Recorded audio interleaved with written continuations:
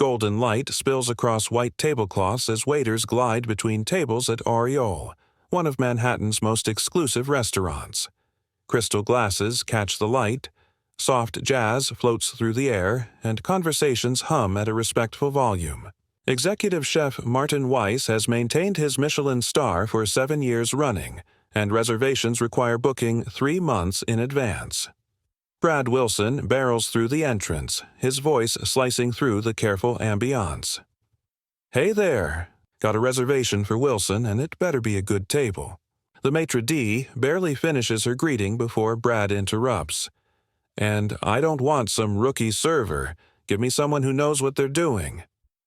Minutes later, as Brad loudly complains about the wine selection to his uncomfortable dining, companion Thomas approaches their table. With 15 years of experience and impeccable credentials, Thomas is the restaurant's most requested server. "Good evening, gentlemen. Welcome to Aureole. May I tell you about tonight's specials?" Brad's eyes narrow. "What's with that accent? Minnesota or something?" "Maine, sir. I grew up near Portland." "Well, listen, Mickey Mouse, I need a real drink. This wine list is trash. Don't you have anything from Napa that's actually worth drinking? I was just there last month, and let me tell you, this selection is embarrassing." Thomas maintains his professional smile. "We have several excellent Napa Cabernets, sir. The Harlan estate is particularly—" God, that accent is killing me. "Can you talk like a normal person? And what's with this menu? $38 for scallops? Highway robbery." At nearby tables, heads turn. A woman in a black dress raises an eyebrow at her companion. An elderly gentleman frowns. And in the corner, unnoticed by Brad, a distinguished man in his 60s, puts down his fork and watches intently. Thomas draws a steady breath, his professional mask firmly in place. "Perhaps I could recommend the chef's tasting menu. It showcases Chef Weiss's signature dishes." "Is everything here so damn pretentious?" Brad scoffs, not bothering to lower his voice. "Look, Tommy, it is Tommy, right? Where I'm from in Texas, we don't play these fancy-pants games. Just bring me a real steak, bloody, and a bourbon." "Neat. Think you can handle that without writing a poem about it?" Brad's dining companion, a potential client, shifts uncomfortably. "Maybe we should try the chef's recommendations, Brad.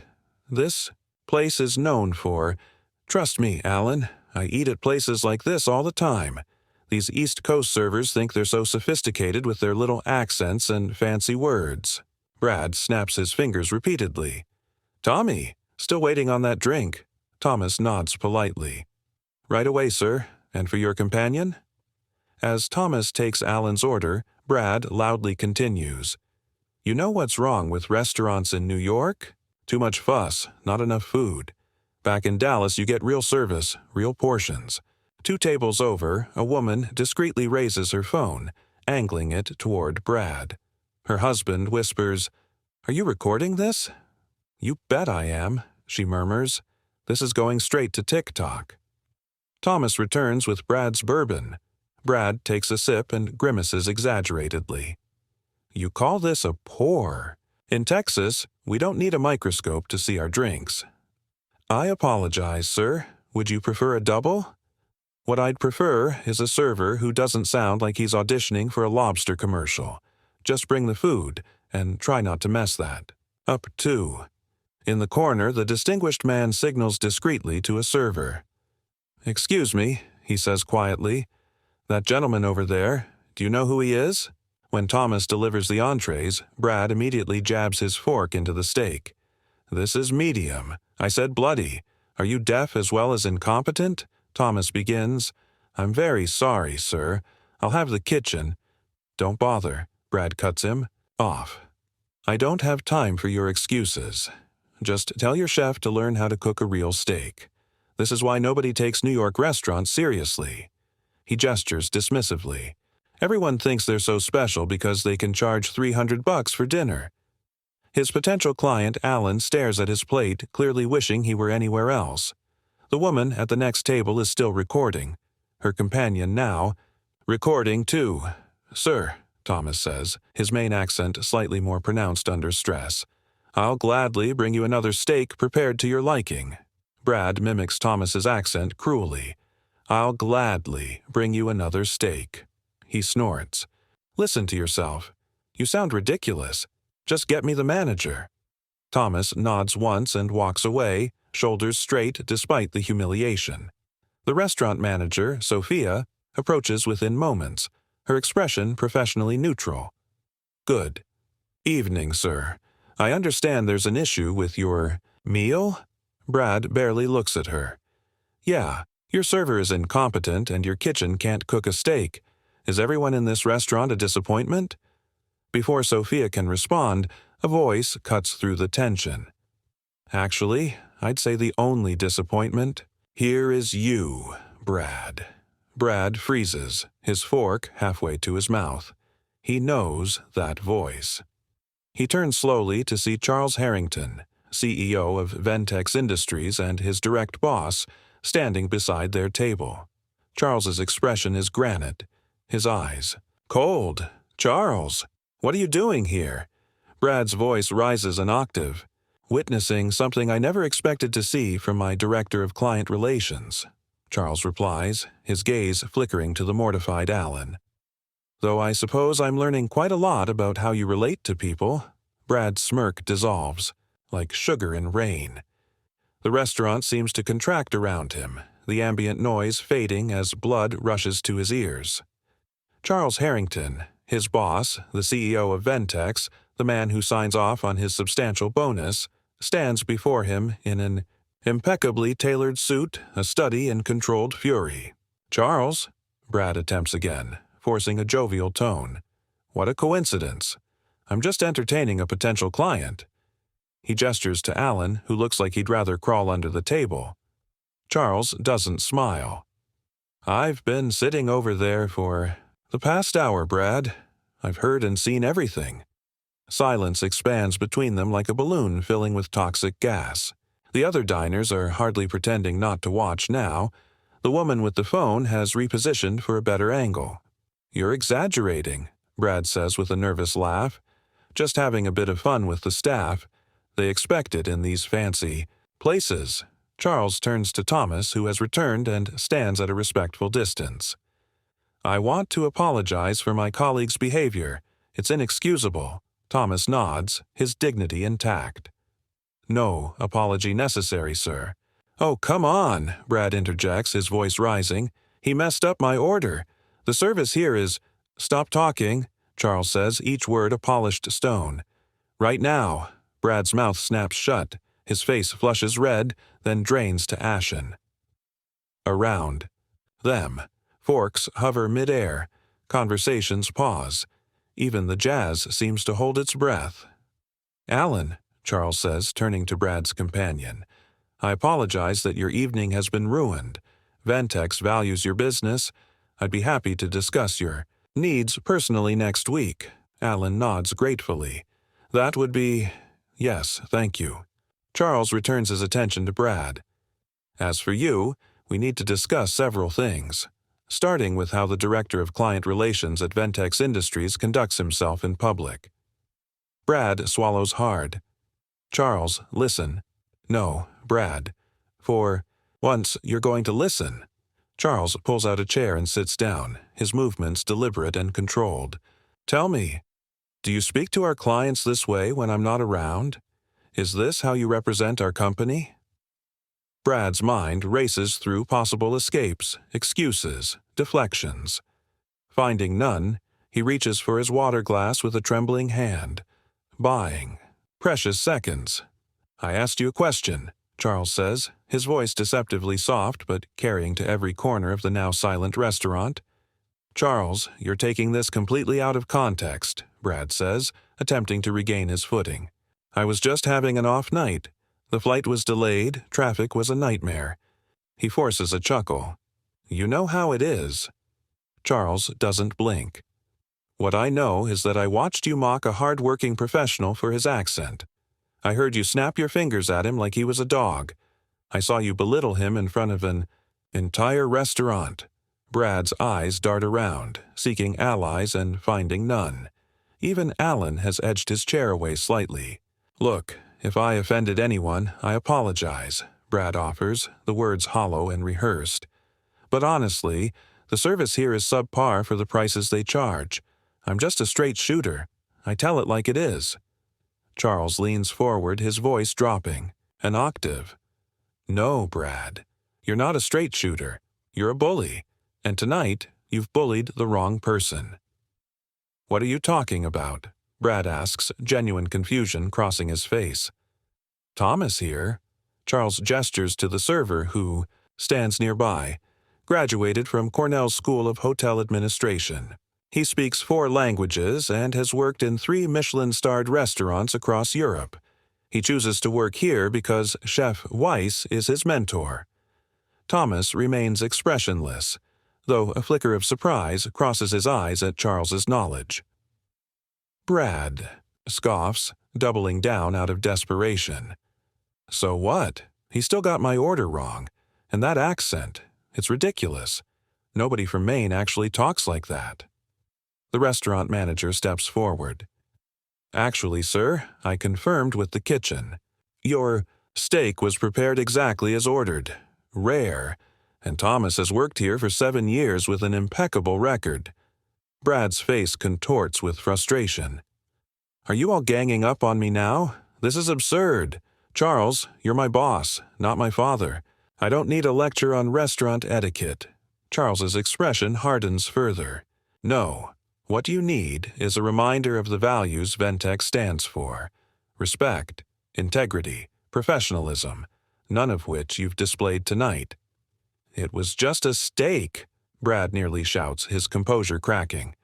This is my personal time, not company. Business. When you're the director of client relations, you represent Ventex every minute of every day, Charles replies, unmoved. And right now, you're representing us very poorly indeed. Brad's eyes narrow as desperation gives way to defiance. Fine. Write me up. Give me a warning. Whatever makes you feel better. But this is an overreaction and you know it. Charles picks up his napkin, carefully folding it before placing it on the table. His next words land like a judge's gavel. I think we need to discuss your future at Ventex, right now. A cold sweat breaks out across Brad's forehead. The restaurant seems to tilt slightly beneath him as the full weight of his situation settles in his stomach like lead. My future? Brad attempts a confident smile that comes off as a grimace. Charles, we've had record client retention. This quarter, the Pittsburgh deal alone brought in $8 million. Yes, Charles acknowledges with a slight nod. Your numbers have always been impressive, Brad. It's your character that's the problem. Brad glances at Alan, who studies his plate with sudden interest. This is a private matter. Perhaps we should discuss this back at the office on Monday. No, Charles says simply. This isn't private anymore. You made it public when you decided to create a scene. A server quietly refills water glasses, moving with deliberate calm through the charged atmosphere. The entire restaurant remains riveted, witnessing corporate theater at its most raw. You've been with Ventex for 6 years, Charles continues, his voice carrying in the hushed room. In that time, I've received 3 complaints from female employees about your inappropriate comments, 2 complaints from junior staff about verbal abuse, and now I see firsthand how you treat people you consider beneath you. Brad's mouth opens and closes like a fish. Those complaints were misunderstandings. HR cleared me. HR gave you the benefit of the doubt because I asked them to. Charles interrupts. I believed you could change. I was wrong. Brad's face darkens. So, that's it? One bad night and you're throwing away 6 years? After everything I've done for this company?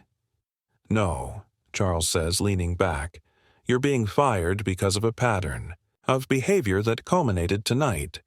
The decision isn't impulsive. It's overdue.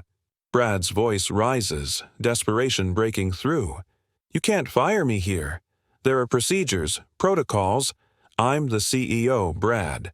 I can fire anyone, anywhere, anytime, especially someone who's currently berating a service worker while sitting. next to our newest potential client. Charles glances at Alan, who, by the way, looks thoroughly unimpressed.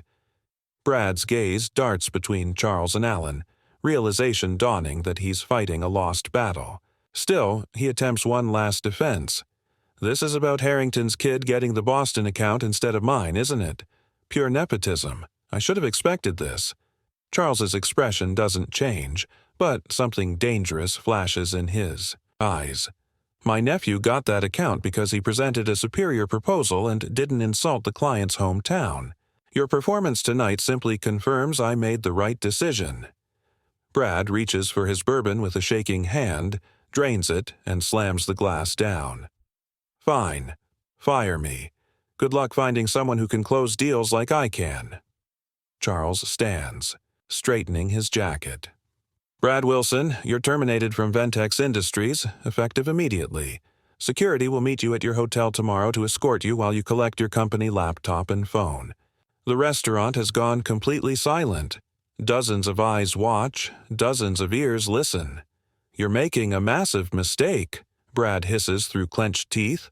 Charles doesn't flinch. No, Brad.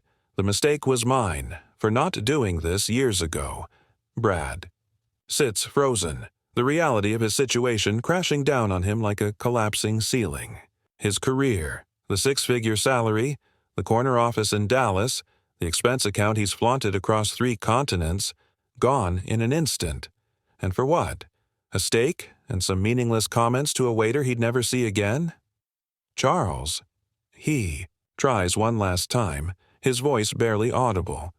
20 years in business. You know how it is. Sometimes we blow off steam. No, Charles says with finality. That's not how it is. That's how you justify treating people poorly. He turns to Thomas.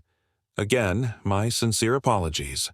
Thomas nods, his professional demeanor never slipping. Sir, would you like me to bring you a menu? Perhaps you'd be more comfortable at Mr. Wilson's table since your previous one might have been cleared. The simple courtesy, extended to Charles after Brad's cruelty, hits Brad like a slap. Thomas isn't gloating or smirking. He's simply doing his job with grace, proving himself the better man without saying a word. That would be excellent. Thank you, Charles responds. Brad pushes his chair back violently, nearly tipping it over. I don't need to sit here and be humiliated. His voice cracks slightly. You'll be hearing from my lawyer. Charles regards him calmly. For being fired with cause after documented complaints and witnessed misconduct? I welcome that conversation, Brad. The restaurant has become an audience to Brad's downfall. Phones are no longer hidden. Several people record openly. A woman whispers to her companion, "That's going viral before dessert." Brad fumbles for his wallet, yanking out a $100 bill and tossing it carelessly on the table. For the mediocre service, he mutters, a pathetic attempt to salvage some dignity. Thomas collects the bill without comment. Brad stands, swaying slightly, his face ashen beneath his tan. He looks around the restaurant, seeking any sympathetic face and finding none. You know what? Keep the change, Brad says loudly, as if his forced generosity might somehow redeem him. I'm sure you need it more than I do. Actually, sir, Thomas says quietly, I believe you might need this more than I do now. He holds the $100 bill out to Brad, not unkindly. Someone in the restaurant stifles a laugh. Another person whispers audibly, "Ouch!" Brad's hand trembles as he reaches for his jacket. He's sweating now, his expensive shirt sticking to his back. 6 years of career building, networking, deal-making, evaporated in minutes. He turns to leave, but Charles's voice stops him one last time. Brad. Brad turns, a flicker of hope in his eyes. Maybe Charles will reconsider. Maybe this is just a harsh lesson, not career suicide. Charles's expression is impassive as he delivers his final words. The next time you represent yourself as employed by Ventex Industries, Charles says, will constitute fraud. Security has been notified to revoke your building access immediately. Your personal belongings will be shipped to your home address. Brad opens his mouth, finds no words, and closes it again. With nothing left to say, he turns and walks toward the exit, each step heavier than the last. The maitre d' holds the doger for him with the same professional courtesy she shows all guests, though her eyes betray nothing but cool indifference. Outside on the sidewalk, the New York night swallows him. Through the restaurant window, he watches as Charles takes his seat at what was moments ago Brad's table. Thomas brings a fresh menu. Alan looks relieved. Life inside Aureole continues seamlessly, already adapting to Brad's absence like water, filling a vacated space. From his pocket, Brad's phone buzzes. He pulls it out to find 3 notifications: an email from HR with the subject line, "Termination of employment," a text from his assistant asking about Monday's client meeting, and a social media alert that he's been tagged in a video that's already gathering views. The most powerful man in the restaurant now stands alone on the sidewalk, unnoticed by passing New Yorkers, no longer important enough to command anyone's attention. And just like that, the loudest man in the room disappears into the indifferent city, leaving behind nothing but a cautionary tale and a video rapidly collecting likes.